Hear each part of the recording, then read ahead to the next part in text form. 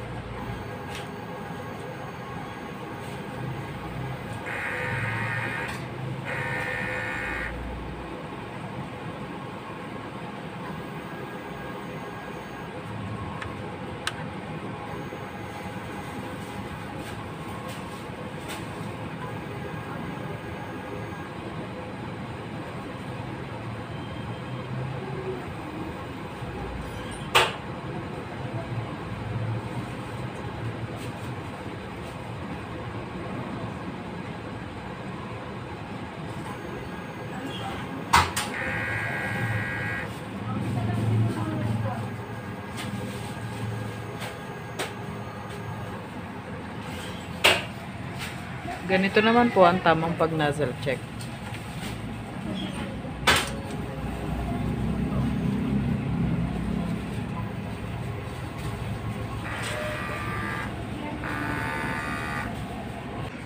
Dito naman po ang aming ink tank area.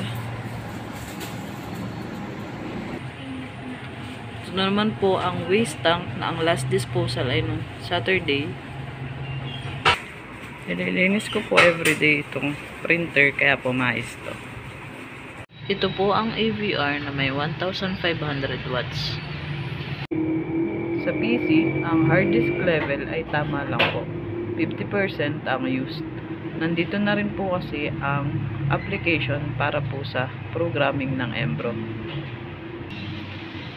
Meron din pong updated na antivirus para iwas virus. Yun lang po. Thank you.